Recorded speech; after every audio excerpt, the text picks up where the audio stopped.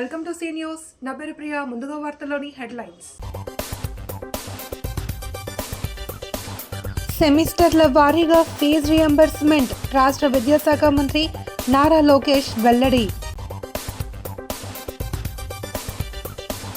5 ఏళ్లలో 25,000 కోట్ల పెట్టుబడులే లక్ష్యం ఏపీ పర్యాటక శాఖ మంత్రి కందుల దుర్గేష్. అభాగ్యులను ఆదుకోవడానికి సహకరించండి, దాతలకు సిటీ ఎమ్మెల్యే ఆదిరెడ్డి శ్రీనివాస్ పిలుపు. పర్యాటక ప్రాజెక్టులు కార్యరూపం దాల్చాలి, డిటిసి సమావేశంలో జిల్లా కలెక్టర్ ప్రశాంతి.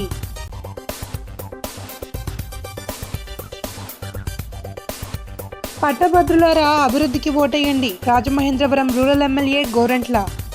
ఇకపై ఫీజు రియంబర్స్మెంట్ సొమ్మును సెమిస్టర్ వారీగా కళాశాలల ఖాతాల్లో జమ చేస్తామని విద్యా ఐటీ శాఖల మంత్రి నారా లోకేష్ చెప్పారు. గత ప్రభుత్వ హయాంలో ఉన్న 4,000 కోట్ల బకాయిలను కూడా రాష్ట్రం ఆర్థికంగా కుదుటపడ్డాక విడతల వారీగా చెల్లిస్తామని హామీ ఇచ్చారు. తిరుపతి శ్రీ పద్మావతి మహిళా విశ్వవిద్యాలయంలో 7.5 కోట్లతో నిర్మించిన ఖేలో ఇండియా మల్టీపర్పస్ ఇండోర్ మైదానం, ఏరోబిక్స్, తైక్వాండో, యోగా కేంద్రాన్ని ఆయన ప్రారంభించారు. ఇండోర్ మైదానంలో క్రీడాకారులతో సరదాగా షటిల్ ఆడారు. అదే ప్రాంగణంలోని పద్మావతి ఇంజనీరింగ్ కళాశాలలో EEE 3వ సంవత్సరం విద్యార్థినులతో భేటీ అయ్యారు. పరిశోధనలు, ఆవిష్కరణలపై యువత దృష్టి పెట్టాలి అని మంత్రి కోరారు. పద్మావతి మహిళా విశ్వవిద్యాలయానికి అంతర్జాతీయ స్థాయి ఖ్యాతి దక్కేలా ఇక్కడి విద్యార్థినులు కృషి చేయాలి అని పిలుపునిచ్చారు. జాతీయ, అంతర్జాతీయ స్థాయిలో ఆంధ్రప్రదేశ్ విద్యార్థులు రాణించేలా వర్సిటీల విద్యా విధానంలో సమూల మార్పులు తెస్తామన్నారు. రేణిగుంట, కడపల్లో ఎలక్ట్రానిక్ క్లస్టర్లు ఏర్పాటు చేశామని, కొత్త పరిశ్రమలు తీసుకువచ్చేందుకు శ్రమిస్తున్నామని పేర్కొన్నారు. జగన్పై చేసిన పోరాటం కంటే 3 రెట్లు అధికంగా విద్యా వ్యవస్థలో సంస్కరణల కోసం చంద్రబాబుతో పోరాడుతున్నామని లోకేష్ వ్యాఖ్యానించారు. మంత్రులు అనగాని సత్యప్రసాద్, మండిపల్లి రాంప్రసాద్ రెడ్డి, ఎమ్మెల్యేలు Arani Srinivasulu, Pulivarthi Nani, Bojjala Sudheer Reddy, MLC Kancharla Srikanth, SAAP chairman Ravinaidu, VC ఆచార్య, ఉమా పాల్గొన్నారు. పర్యాటక రంగంలో 5 ఏళ్లలో 25,000 కోట్ల పెట్టుబడులు సాధించాలి అని ప్రభుత్వ లక్ష్యంగా పెట్టుకున్నట్లు ఆంధ్రప్రదేశ్ పర్యాటక, సాంస్కృతిక, సినిమాటోగ్రఫీ శాఖల మంత్రి కందుల దుర్గేష్ వెల్లడించారు. ఈ రంగం ద్వారా 15% ఉద్యోగాలు కల్పించాలన్న లక్ష్యంతో ముందుకెళ్తున్నట్లు ప్రకటించారు. పెట్టుబడిదారులను ప్రోత్సహించడానికి రాష్ట్ర ప్రభుత్వం పర్యాటక రంగానికి పరిశ్రమ హోదా కల్పించి రాయితీలు ఇస్తోంది అని తెలిపారు. ఆయన యశోభూమిలో జరిగిన South Asia leading travel tourism exhibition 2025లో పాల్గొని పెట్టుబడిదారులను ఉద్దేశించి మాట్లాడారు. రాష్ట్రంలో ప్రభుత్వ, ప్రైవేట్ భాగస్వామ్యం ద్వారా ఈ రంగాన్ని అభివృద్ధి చేయాలనుకుంటున్నామన్నారు. పెట్టుబడిదారులకు మెరుగైన రాయితీలు, ప్రోత్సాహకాలు అందించి ప్రభుత్వం తరపున పూర్తి స్థాయిలో సహాయ సహకారాలు అందిస్తున్నాం. రాష్ట్ర ప్రభుత్వం సానుకూల ధోరణితో పనిచేస్తున్నందున పెట్టుబడులకు ఇదే సరైన సమయమని తెలిపారు. పీపీపీ విధానంలో పర్యాటక రంగాన్ని అభివృద్ధి చేస్తున్నామని, ప్రభుత్వం తరపున ఇన్వెస్టర్లకు మెరుగైన రాయితీలు కల్పించి పూర్తి సహకారం అందిస్తామని భరోసానిచ్చి temple, adventure, eco, wellness, heritage, religious, agri medical, cruise, beach, coastal, seaplane, rural, film టూరిజాన్ని వృద్ధి చేసేలా ప్రణాళికలు రూపొందిస్తున్నామని, జాతీయ, అంతర్జాతీయ పర్యాటకులకు గమ్యస్థానంగా ఏపీని తీర్చిదిద్దుతామని తెలిపి, అద్భుత ప్రకృతి రమణీయతకు చిరునామా ఆంధ్రప్రదేశ్ అని తెలుపుతూ రాష్ట్ర సందర్శనకు రావాలి అని ఇన్వెస్టర్లను మంత్రి కోరారు. The theme of this 2025 Satya is that fostering global collaboration for mutual growth. That is very apt that now the world is entirely moving towards extensive travel, leisure and adventure without any boundaries. With this theme, it is very appropriate that all the participants who have been participated here, they are showing enthusiastic activity here, and I am here to represent the state of Andhra Pradesh and the Minister for Tourism, Culture and Cinematography.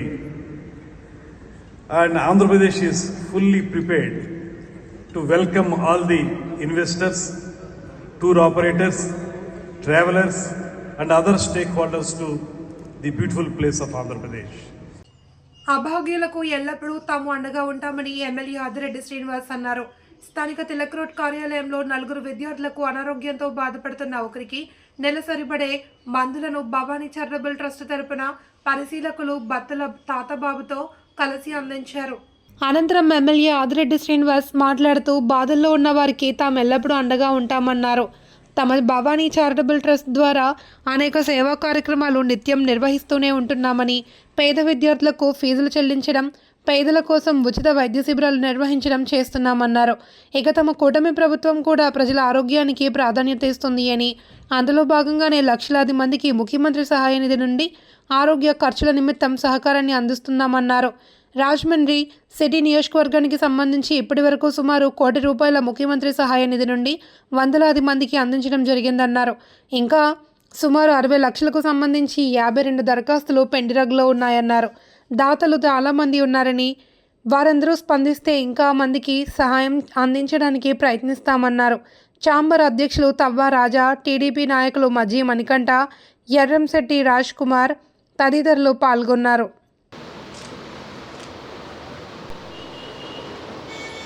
ఏదైతే నగరంలో ఆర్థికపరమైన సమస్యతో అది వైద్యం కానీ విద్య కానివ్వండి, ఓ పక్కన ప్రభుత్వ పరంగా వచ్చే అందిపుచ్చుకుంటున్న అందని వారు ఇంకా చాలా సంఖ్యలో ఉన్నారు. కొన్ని వైద్యపరంగా ఉన్నాయి, మీ సీఎం రిలీఫ్ ఫండ్ ద్వారా వారికి ఏదో విధంగా ఊరట తీసుకొస్తా ఉన్నాం. ఇంకా కానీ ఉన్నాయి, మా ట్రస్ట్ నుంచి మా పరిధిలో మా సొంత డబ్బుతోటే ప్రతి 15 రోజులకి ఒక కార్యక్రమం చేసి అర్హులైన వాళ్ళకి ఇవ్వడం జరుగుతూ ఉంది. దాంట్లో భాగంగా ఈ రోజున కొంతమందికి ఆ కార్యక్రమం చేయడం జరిగింది.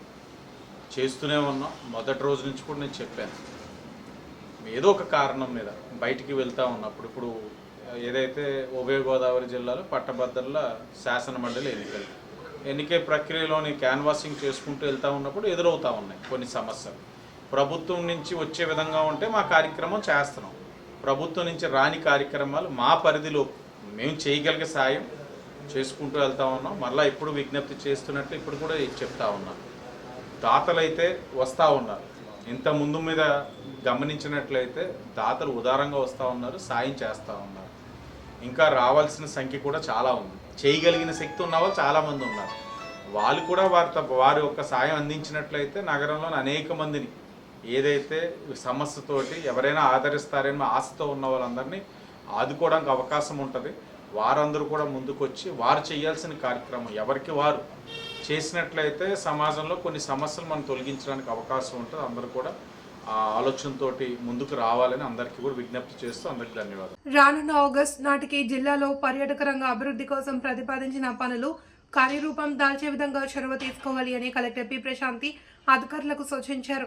జిల్లా కలెక్టర్ క్యాంప్ కార్యాలయంలో జిల్లా పర్యాటక కమిటీ సమావేశం కలెక్టర్ అధ్యక్షతన జరిగింది. ఈ సందర్భంగా ప్రశాంతి మాట్లాడుతూ జిల్లాలో పర్యాటక ప్రాజెక్టుల అభివృద్ధికి వివిధ ఏజెన్సీలను గుర్తించి ప్రత్యేక ప్రతిపాదనలతో చర్యలు చేపట్టాల్సిన ఉందన్నారు. జాతీయ రహదారి 216A పర్యాటక ప్రాంతంగా నర్సరీల స్టాల్స్ను అభివృద్ధి చేయడానికి ఆసక్తి చూపుతున్న వారిని గుర్తించాలి అని, కడియం నర్సరీలు, ఫ్లవర్ మార్కెట్ వర్గాలు, స్వయం సహాయ సంఘాలు, చేనేత కుటుంబాలను గుర్తించి లీజ్ పద్ధతిలో షాప్స్ ఏర్పాటు చేయాలి అని సూచించారు. పొట్టిలంక నుండి కడేపులంక వరకు కేటాయించబడిన స్టాల్స్ నిర్దిష్టమైన పరిణామంలో ఏర్పాటు చేయాలి అని ఆదేశించారు. అదే సమయంలో మౌలిక సదుపాయాలు అభివృద్ధిని దృష్టిలో ఉంచుకుని నీరు, విద్యుత్, సీసీ కెమెరా సౌకర్యం కల్పించాలి అని సూచించారు. లీజ్ ధర విషయంలో కమిటీ మరోసారి సమావేశాన్ని నిర్వహించి లీజ్ ధరను నిర్ణయించాల్సి ఉంటుందన్నారు.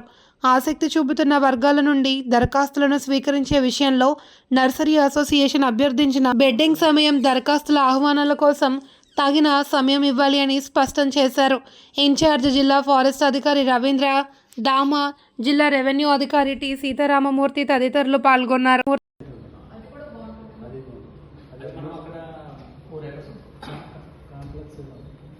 కాంప్లెక్స్ ఏదో ఫస్ట్ స్టార్టింగ్ పాయింట్ మనకి ఇక్కడ ఓటింగ్. పట్టభద్రులారా, అభివృద్ధిని చూసి ఓటు వేయండి. కూటమి ఎమ్మెల్సీ అభ్యర్థి విజయానికి సహకరించాలి అని ఎమ్మెల్యే గోరంట్ల బుచ్చే చౌదరి పిలుపునిచ్చారు. పట్టభద్రుల ఎమ్మెల్సీ ఎన్నికల ప్రచారంలో భాగంగా పెడింగోయి గ్రామంలో ఫ్యూచర్ కేసీ స్కూల్లో ఉపాధ్యాయులతో సమావేశం నిర్వహించారు. ఈ సందర్భంగా ఎమ్మెల్యే గోరంట్ల మాట్లాడుతూ పార్టీ అధికారంలోకి రాక మునుపు జరిగిన పట్టభద్రుల ఎమ్మెల్సీ ఎన్నికలలో తెలుగుదేశం అభ్యర్థులను ఘన విజయం సాధించే విధంగా పట్టభద్రులు కృషి చేశారన్నారు. అదే స్ఫూర్తితో ఈ నెల 27వ తేదీన జరిగే పట్టభద్రుల ఎమ్మెల్సీ ఎన్నికలలో తెలుగుదేశం, జనసేన, బీజేపీ బలపరిచిన కూటమి అభ్యర్థిగా పోటీ చేస్తున్న పేరాబత్తుల రాజశేఖర్కు మొదటి ప్రాధాన్యత ఓటు వేసి అఖండ మెజారిటీతో గెలిపించాలి అని కోరారు. పట్టభద్రుల తరపున సమస్యల పరిష్కారానికి పేరాబత్తుల రాజశేఖర్ను శాసనమండలికి పంపాలి అని కోరారు. రాష్ట్ర అభివృద్ధికి ముఖ్యమంత్రి చంద్రబాబు నాయుడు, డిప్యూటీ సీఎం పవన్ కళ్యాణ్ చేస్తున్న ప్రయత్నాలను ప్రజలందరూ చూస్తున్నారని తెలిపారు. వారికి మద్దతుగా నిలవడం ద్వారా రాష్ట్రాన్ని మరింత అభివృద్ధి పథంలో ముందుకు నడిపించేందుకు తమ వంతు సహాయ సహకారాలు అందించాలి అని కోరారు. ఈ కార్యక్రమంలో జిల్లా ఉపాధ్యక్షులు Marni Vasudev, future kids chairman Eleti Ravibabu, Matta Srinivas, Muppidi Rambabu, Korada Venkatesh, Marukurthi Venkateswararao, చిచ్చారి Subbarao, Battula Shiva తదితరులు పాల్గొన్నారు. కానీ కౌన్సిల్లో వాడు మెజారిటీ ఉన్నారు. బిల్లులు ఏది మంచిది తీసుకోపోయినా ఆపుతా ఉంటారు. దాన్ని మనం అడ్డుకోవాల్సిన అవసరం ఉంది. అందుకని ఇక 2 కౌన్సిల్ ఎమ్మెల్సీ సీట్లు కూడా గ్రాడ్యుయేట్స్ మనం పోటీ పెడుతున్నాం. గుంటూరు కృష్ణా జిల్లాలకు సంబంధించి, ఉభయ గోదావరి సంబంధించి 2 సీట్లు మనం పోటీ పెడుతున్నాం. మనం గతంలో కూడా గెలిపించుకున్నాం. గతంలో కూడా వాళ్ళ అధికారంలో కూడా 3 సీట్లు మనం గెలుచుకోగలిగాం. ఇవాళ గెలిపించుకోవాల్సిన అవసరం వచ్చింది. లేకపోతే అందులో పట్టుకు కావాల్సిన అవసరం లేదు. టీచర్స్, గ్రాడ్యుయేట్స్ ఉంటారు. మనకు కూడా విద్యారంగంలో మార్పుల కోసం, మన రాష్ట్ర ప్రగతి కోసం, మన భాష వైభవం కోసం మనం కార్యక్రమం తీసుకోవాలి. దానికోసం పేరాబత్తుల రాసిన ఒకటే చిన్న టిక్ పెడతాయి. ఫస్ట్ ఓట్ బ్యాంక్ అంటే అందరూ ఓట్ బ్యాంక్ ఉపయోగించుకుందాం. ఎందుకంటే పరిపాలనలో మంచి రావడం కోసం ఇవాళ చంద్రబాబు గారు రోజుకి 18 గంటలు కష్టపడుతున్నారు. మేము హాయిగా చేస్తారు చేసే రూమ్లో మేమన్నా రెస్ట్ తీసుకుని ఆయన రెస్ట్ తీసుకోవాలి. ఢిల్లీ అంటే ఢిల్లీ వెళ్తున్నారు, దావోస్ వెళ్తున్నారు, పెట్టుబడులు రప్పించడం కోసం, రాష్ట్రాన్ని బాగు చేయడం కోసం ఆయన చేసే కార్యక్రమం అందరం సపోర్ట్ కావాల్సిన అవసరం ఉంది. ఇక్కడ పవన్ కళ్యాణ్ గారు ఆయన రీతిలో ఆయన వర్కౌట్ చేస్తున్నారు. గ్రామీణ ప్రాంతాల అభివృద్ధి కోసం రోడ్లన్నీ చూస్తాం. మొదలెట్టాం. మళ్ళా పునర్నిర్మాణ కార్యక్రమాలను మొదలైన రోడ్లన్నీ ప్యాచ్ వర్క్ చేసి రాబోయేలో ఫుల్ ప్లేటెడ్ చేసుకుంటాం. సిపిఐ ఎంఎల్యూ డెమోక్రసీ 2013లో నిర్మాణ సమస్యల కారణంగా 2గా చెల్లిపోయింది అని, ఆనాడు చెల్లిపోయిన 2 పార్టీలు నేడు తిరిగి పునరీకరణ జరిగి ఐక్యమవుతున్నాయి అని ఈ నెల 23న విజయవాడలో మాకినేని బసనపు పొన్నయ్య భవన్లో విలీన సభ జరుగుతుంది అని నాయకులు వెల్లడించారు. సిపిఐ న్యూ డెమోక్రసీ జిల్లా నాయకులు పల్లా వెంకటనాయుడు, జనిపల్లి సత్యబాబు ఈ సభ కోసం ముద్రించిన పోస్టర్లను ఆర్యాపురం ఆడిటీ సెంటర్లో సిపిఐ ఎంఎల్ న్యూ డెమోక్రసీ నగర కార్యదర్శి కె జోజీ ఆవిష్కరించారు. వారు మాట్లాడుతూ ఎన్డీఏ నాయకత్వంలోని బీజేపీ ప్రభుత్వం దేశ ప్రజలపై పన్నుల భారం, ధరల భారం మోపుతూ అంబానీ, అదానీ లాంటి పెద్ద పెట్టుబడిదారులకు రాయితీలు కల్పిస్తూ దేశాన్ని లోటు చేయడానికి అవకాశాలు కల్పిస్తోంది అని, ప్రజలను మౌలిక సమస్యల నుండి పక్కదారి పట్టించడానికి మత విద్వేషాలు రెచ్చగొడుతుంది అని విమర్శించారు. ఉత్తర భారతదేశంలో, ఈశాన్య భారతదేశంలో మత కలహాలు సృష్టిస్తున్నారని విమర్శించారు. 23న విజయవాడలో జరుగు విలీన సభను విప్లవ శ్రేణులు విజయవంతం చేయాలి అని కోరారు. ఐఎఫ్టియు జిల్లా నాయకులు డి శ్రీనివాసరావు, కాకుల వెంకటేశ్వర్లు, గ్యాస్ యూనియన్ నాయకులు శివ, ఎం అప్పారావు, ఆటో శ్రీను, అలీ, కమలాకర్, అడతి యూనియన్ నాయకులు ముస్లయ్య, సుబ్బారావు, లక్ష్మీనారాయణ, సీను తదితరులు పాల్గొన్నారు.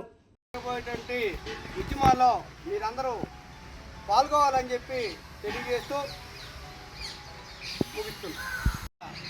రోడ్డు ప్రమాదం అంటే ప్రమాదానికి గురైన వారు మాత్రమే నష్టపోవడం కాదని, కుటుంబాలు నష్టపోయి రోడ్డున పడిన సంఘటనలు ఎన్నో ఉన్నాయి అని, యువత ట్రాఫిక్ నియమ నిబంధనలు పాటిస్తూ రోడ్లపై భద్రంగా ప్రయాణం చేయాలి అని జిల్లా అదనపు ఎస్పీ ఎన్బిఎం మురళీకృష్ణ కోరారు. ఆదికవి నన్నయ్య యూనివర్సిటీలో రోడ్డు భద్రత, కౌమార దశలో క్యాన్సర్పై అవగాహన కార్యక్రమం నిర్వహించారు. ఈ కార్యక్రమానికి ముఖ్య అతిథులుగా registrar Acharya G Sudhakar, additional SP NBN Muralikrishna, DSP B Vidya, Chandrakala hospital chairman, senior surgical oncologist doctor Viswanath Patnala, dean student affairs doctor N Udayabhaskar, principals హాజరై నన్నయ్య విగ్రహానికి పూలమాల వేసి జ్యోతి ప్రజ్వలనతో కార్యక్రమాన్ని ప్రారంభించారు. ఈ సందర్భంగా రిజిస్టర్ మాట్లాడుతూ ఇటీవల కాలంలో రోడ్డు ప్రమాదాలు ఎక్కువ జరుగుతున్నాయి అని, దీనిలో ఎక్కువ మంది యువత నష్టపోతున్నారన్నారు. మురళీకృష్ణ మాట్లాడుతూ సాధారణం కంటే వివిధ ప్రమాదాల బారిన పడి చనిపోయే వారి సంఖ్య ఎక్కువగా ఉంటుందని తెలిపారు. జిల్లాలో రోడ్డు ప్రమాదాల బారిన పడి 2022లో 313 మంది, 2023లో 349 మంది, 2024లో 243 మంది చనిపోయారని అన్నారు. P Vijaya Nirmala, P Venkateswararao legal officer, N Nagendra CI, SP Veeraiah Goud SI Manohar తదితరులు పాల్గొన్నారు. ఉదాహరణకి 2022లో 311 మందికి రాజమండ్రి చనిపోయారు. రాజమండ్రి జిల్లా, ఈస్ట్ గోదావరి జిల్లాలో 7 అసెంబ్లీలు, ఒక పార్లమెంట్ ఉన్నటువంటి ఈ జిల్లాలో 2022లో 311 మంది చనిపోయారు. అలాగే 2023లో 349 మంది, 2024లో 243 మంది. అంటే ఒక్కో సంవత్సరం ఇంతమందిని మనం లాస్ అవుతున్నామంటే యాక్సిడెంట్ జరిగితే, యాక్సిడెంట్ మీన్స్ ఇంచుమించుగా ఎక్కువ 2 వీలర్స్ ఎక్కువ మంది ఉన్నారు, అదర్వైజ్ మిగతా లెస్ వెహికల్స్, కార్లు, లారీలు అవన్నీ కూడా యాక్సిడెంట్ చాలా తక్కువ, 2 వీలర్స్ ఎక్కువ. ఒక బండి తోలుతున్నాడు అంటే ఆ బండి నడిపేవాళ్ళం కదా. మీకు సిటీస్లో లేదా టౌన్స్లో యూటర్న్స్ ఒక 200 మీటర్స్ తర్వాత డిజైన్ చేసేస్తుంది. Average on national highway it is design in 5 kilometers, 2 kilometers away, right? Did you ever think why is it designed that way? It is because townsలో మీరు maximum 20-30లో వెళ్తారు. మీరు స్పీడ్ కంట్రోల్ చేసుకుని U turn చేసుకునే టైంకి మీకు time lakhs సరిపోతుంది. That's the reason it is engineered that way. Okay? So మీరు దాన్ని పాటించాలా అర్థం. దూరం ఉందని రాంగ్ సైడ్ వెళితే you are violating road engineering. You are defeating the purpose the way it is design. By 0.1 to 1% every year. So every year there's almost 1% increase in the number of cases and also the increase in the number of deaths because of cancer. So what you have to understand is that previously you used to think that cancer is a rare disease, but today like hypertension, diabetes, thyroid and cancer also has become very common in families. Worldwide, every 1 in 5 human beings is going to develop cancer. In India, every 1 in 9 are developing cancer. World Health Organization statistics is that if this trend will continue like this, by 2035, every 1 in 3 is going to get cancer. So this is the magnitude or the severity of the problem which I want to talk about. If you are teenagers or immediately post-teenage, so what you have to understand is that adolescence is the age between 10 to 19 years. It is like a bridge between the childhood and the adulthood. This age is very important because not only physical development but also psychological development. So this is the age where you can lay foundation for a good, healthy adulthood. ప్రభుత్వ సంక్షేమ పథకాలు అర్హులైన లబ్ధిదారులకు చేరవేయడంలో జిల్లా గ్రామీణ అభివృద్ధి సంస్థ అధికారులు కృషి చేయాలి అని కలెక్టర్ పి ప్రశాంతి పేర్కొన్నారు. బొమ్మూరు వైడీసీ కాంపౌండ్లో ఉన్న భవనంలో డిఆర్డీఏ కార్యాలయాన్ని ప్రారంభించారు.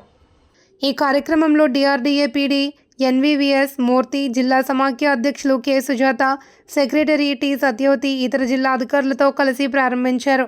ఈ సందర్భంగా కలెక్టర్ ప్రశాంతి మాట్లాడుతూ పేదరిక నిర్మూలన కార్యక్రమాలను అమలు చేయడంతో పాటు ప్రజా సంక్షేమ కార్యక్రమాలు, ఆర్థిక చేయూతనందించే స్వయం సహాయక సంఘాల, మహిళా సాధికారత లక్ష్య సాధనతో పాటు వివిధ ప్రభుత్వ అభివృద్ధి కార్యక్రమాలు ప్రజలకు సత్వరం అందించడంలో జిల్లా గ్రామీణ అభివృద్ధి సంస్థ అధికారులు సమన్వయంతో పనిచేయాలన్నారు. గ్రామీణ ప్రాంత పేద ప్రజలకు స్థిరమైన జీవనోపాధికి ప్రాధాన్యతనిస్తూ సమాజ అభివృద్ధి కీలక పాత్ర పోషించాలన్నారు. జిల్లా సమాఖ్య అధ్యక్షులు K Sujatha, secretary T Satyavathi, జిల్లా అధికారులు S Madhavarao, Appalakonda, LDM Prasad, V Santhamani, Sri Vanidhar, Raman, A Nageswararao, I Kasaiah తదితరులు పాల్గొన్నారు.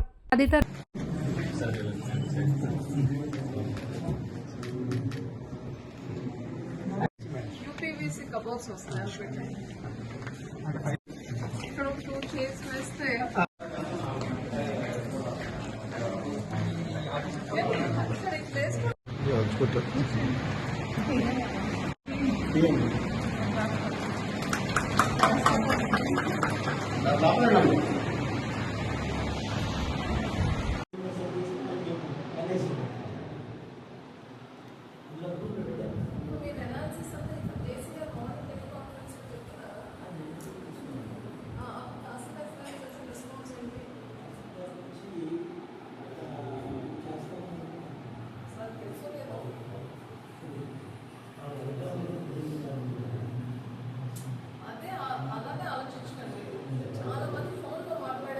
వార్తలు ముగించే ముందు హెడ్లైన్స్ మరోసారి. సెమిస్టర్ల వారీగా ఫీజు రియంబర్స్మెంట్ రాష్ట్ర విద్యాశాఖ మంత్రి నారా లోకేష్ వెల్లడి. 5 ఏళ్లలో 25,000 కోట్ల పెట్టుబడులే లక్ష్యం ఏపీ పర్యాటక శాఖ మంత్రి కందుల దుర్గేష్. అభాగ్యులను ఆదుకోవడానికి సహకరించండి, దాతలకు సిటీ ఎమ్మెల్యే ఆదిరెడ్డి శ్రీనివాస్ పిలుపు. పర్యాటక ప్రాజెక్టులు కార్యరూపం దాల్చాలి, డిటిసి సమావేశంలో జిల్లా కలెక్టర్ ప్రశాంతి.